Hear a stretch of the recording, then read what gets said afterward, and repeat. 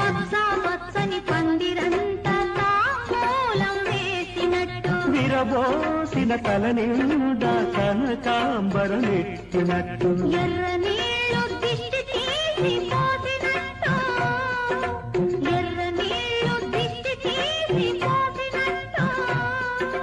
కర్పూరం హారతి ఇచ్చి